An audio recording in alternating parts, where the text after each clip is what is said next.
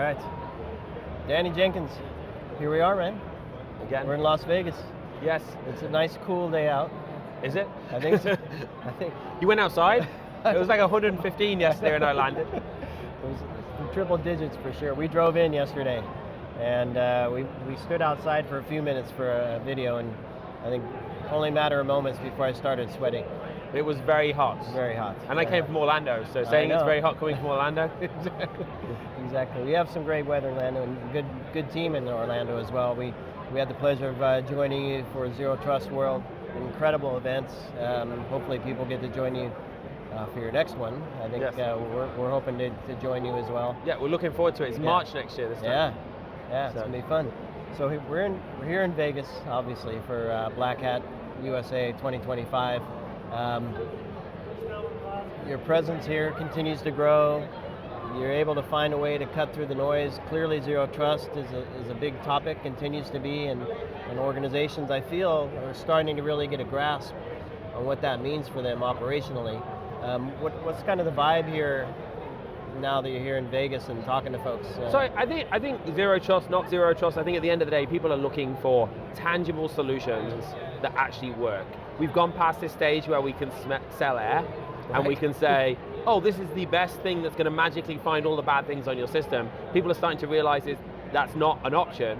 And what ThreatLocker's focused on is really, how do we tell people this is the right tools and this is the easiest way to do it? Right. And that's really where we're winning. I mean, we've gone, 5 or 6 years, we've gone from 0 to 54,000 companies that use our products worldwide, and that people are excited here. We have big organizations, medium organizations, small organizations coming up to the booth, amazed by the technology we've delivered to them, and amazed by the new stuff we've added as well.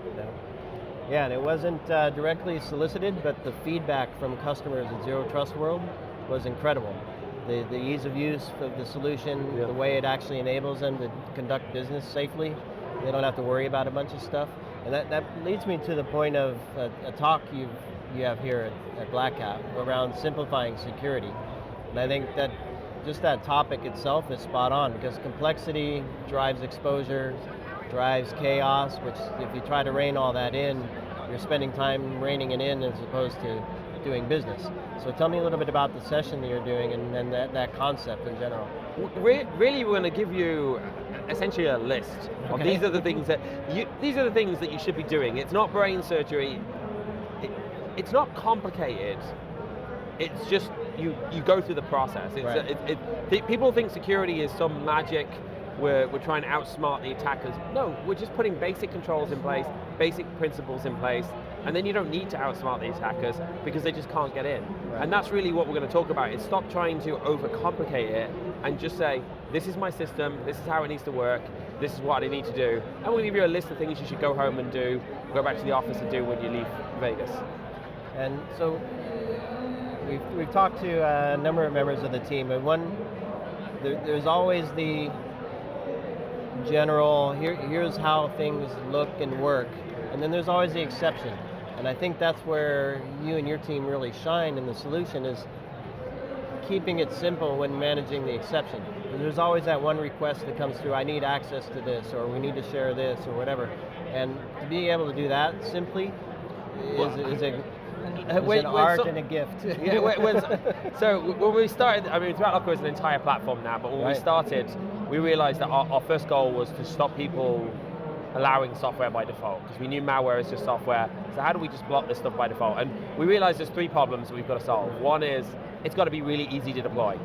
So we made it really easy to deploy. Now, what's easy for the customer required a lot of preparation work for us, in that we put the efforts in on we've got information on, full information on 10,000 plus applications, partial information on 40,000 plus applications.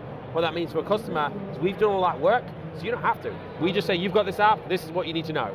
Yep. And that's made it easy for the customer. So the deployment, the management is easy, we're tracking those updates. But then, of course, when CEO's at the trade show and he wants to get his USB drive working, 10 minutes is too long, so it better work in 60 seconds. So that's where you can approve things, whether it's a USB drive, a piece of software, whether it's stopping something going out to the internet or a website, you can approve it in 60 seconds on your phone, from your office, it doesn't matter. And we had these computers need to make some change today, it was done.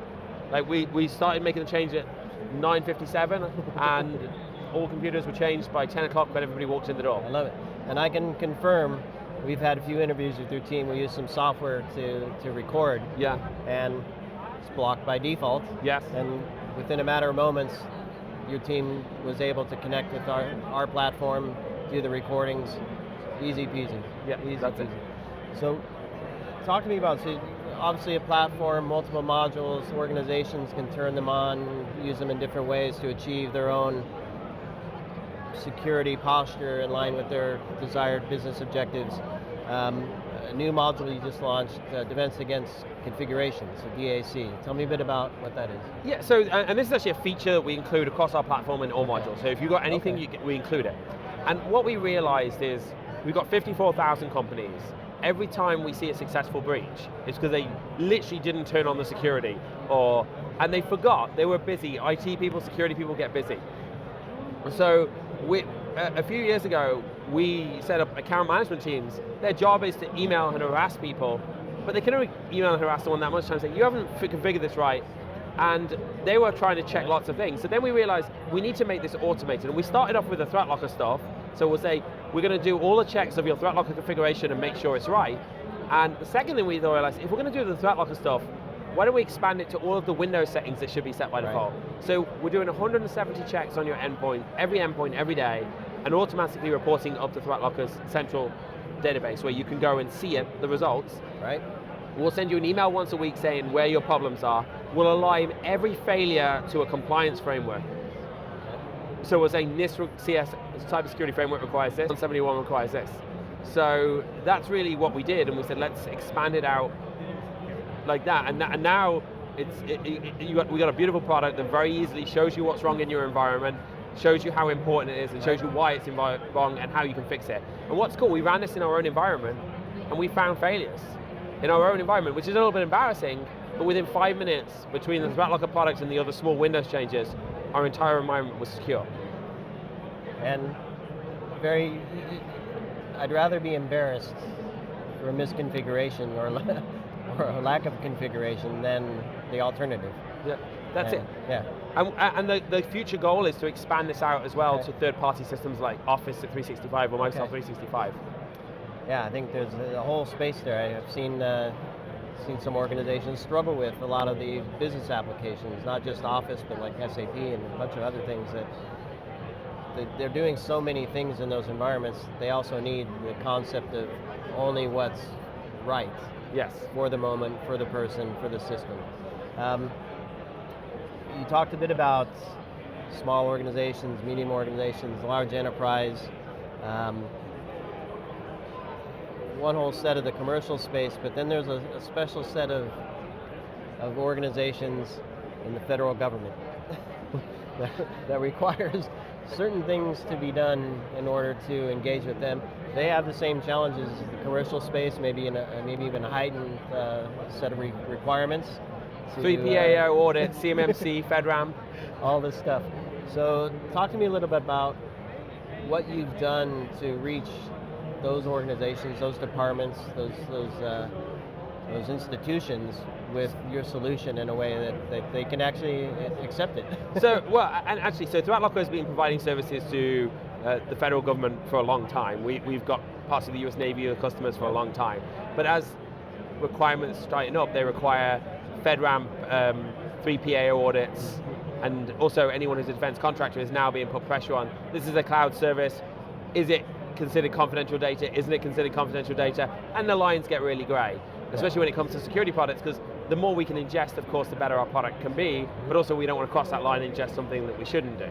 So what we did is over the last 18 months, we've been going through a full FedRAMP 3PAO audit. We completed that audit, got a clean audit a few months ago. We now have a sponsor and filed for our RAR report onto the FedRAMP marketplace. So we're now FedRAMP ready listed. We have a 3PAO, so if you're a federal agency or a CMMC, you can use that 3PAO to certify the product, and we also will have a full sponsor within the next few months.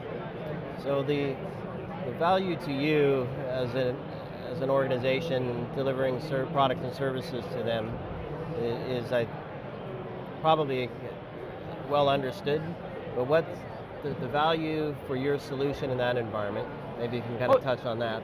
Well, it's huge because if you look at the requirements, so NIST 800-171 Rev 3 requires whitelisting explicitly. And even outside of those requirements, there's so many other areas to check. File auditing, is there another one? Network logging, the ability to lock down ports. All of these are requirements in NIST. And ThreatLocker is one platform where you can really tick off nearly half your NIST requirements in one go. And with the defense against configuration, it'll actually check a lot of the Windows settings and it'll tell you, this doesn't meet FedRAMP, you haven't turned on FIBs, you haven't done this, which is another huge advantage for those customers. And then and correct me if I'm wrong, but I think it also looks at internal operations for ThreatLocker as well, right?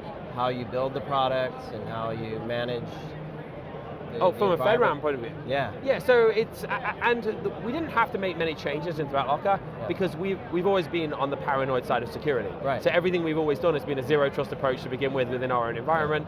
And the software development lifecycle has always met those requirements. We've been SOC 2 Type 2 for some time now. Right. We follow NIST standards anyway. However, there were some changes we had to make. Mainly the changes that got restricted as a result of the FedRAMP implementations was they could not talk to some of the third-party integrations we had. So some of the help desk systems that customers were using, it's like, you can't send the data to it because that falls outside of the FedRAMP. Got it. I see, okay. So that's really the biggest change. The nice thing is because we had so well prepared, our security was very, very ready. There's a couple of small things where we had to turn some encryption features on the way we store data, but outside of that, it was relatively small. Does it look at your development process as well? Absolutely, like FIPS does for sure, right? Yeah, essentially, we already did all of those code. So there's a bunch of code review practices, US citizen requirements. Despite my strange accent, I'm actually a US citizen. So, and they go through all of those requirements in there. So we already had all of those in place. Some of it had to be a little bit cleaner, formalized. So there has to be a separate report to say this was done. Right. So whenever we do a build now, it's going to our regular instances and our FedRAMP instance last, and that extra check happens before it goes to the FedRAMP instance. But all of that was really well put in place to begin with, because our security team is on the side of paranoid nuts. Yeah, absolutely. So years ago I worked for an organization that built for FIPS 140-2, and it was intense. And I think if you're not in the federal government, you might not recognize what FedRAMP means to achieve that.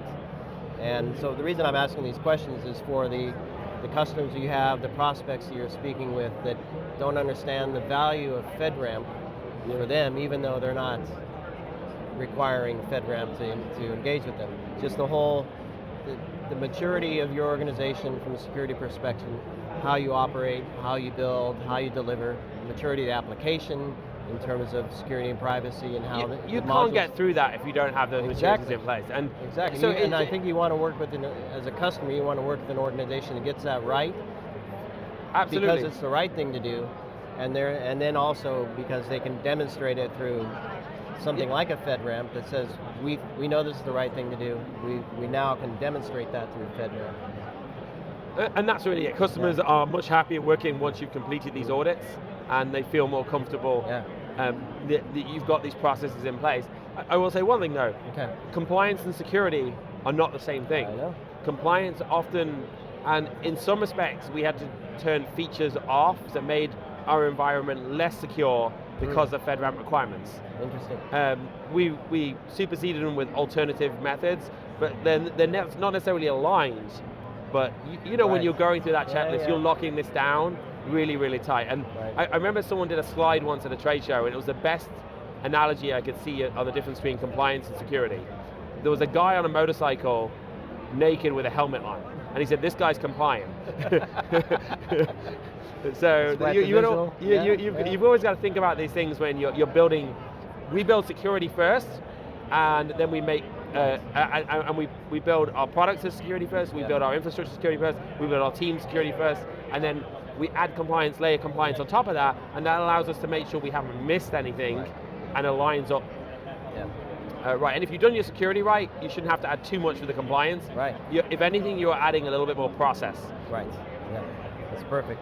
Well, the huge effort. Congratulations on that success, and hopefully that brings you some new opportunities as well.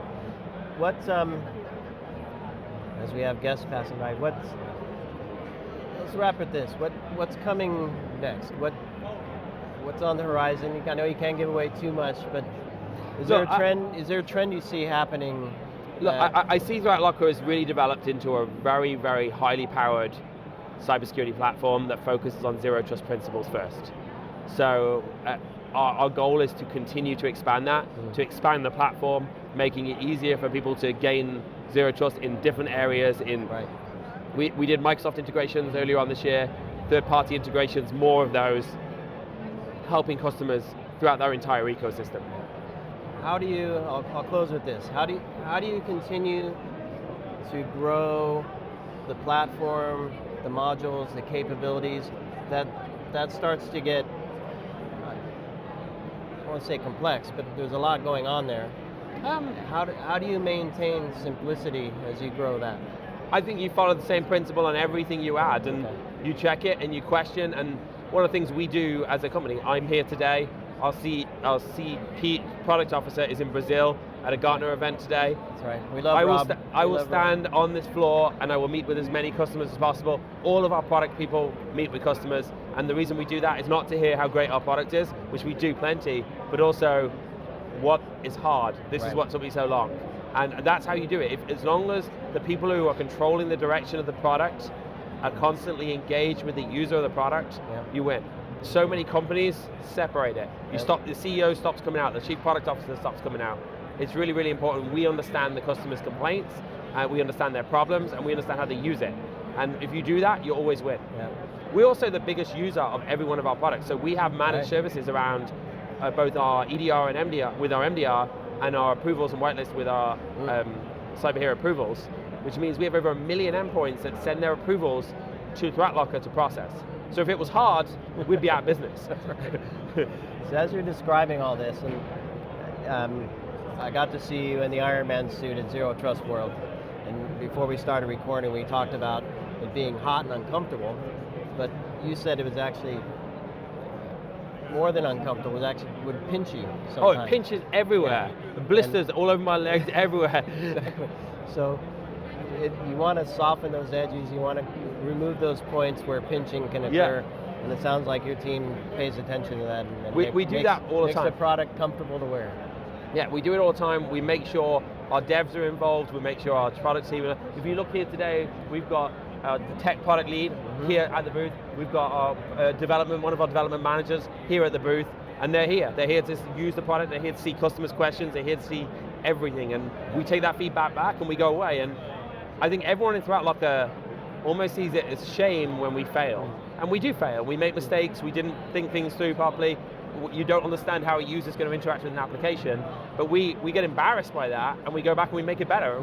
And as long as you continue to do that, then your product is always going to improve and be easier and faster. You know what I love about this? Is your time here is about engaging with the customer and making things better. And I don't hear that a lot on the rest of the show floor. It becomes numbers and leads for marketing. I would almost guarantee that anyone on these forefront booths does not have their CEO, their product leads at the booth. Right. And that's why we're going to continue to grow at the rate we've been growing and continue to take over the market and secure people that weren't secured before. I love it. I love what you guys do. Thrilled to be partnering with you to help tell your story. And Danny, appreciate it. Thank you. Thank you, Jim. Thanks everybody for listening and watching, and please connect with Danny and the team. And we've had a number of conversations with team members, and so we encourage you to listen to those and hear about the different modules and different capabilities. And stay tuned for all of our coverage here from Black Hat, itspmagazine.com/BATUSA25. See you all in the next one. Thanks again, Danny. Thank you.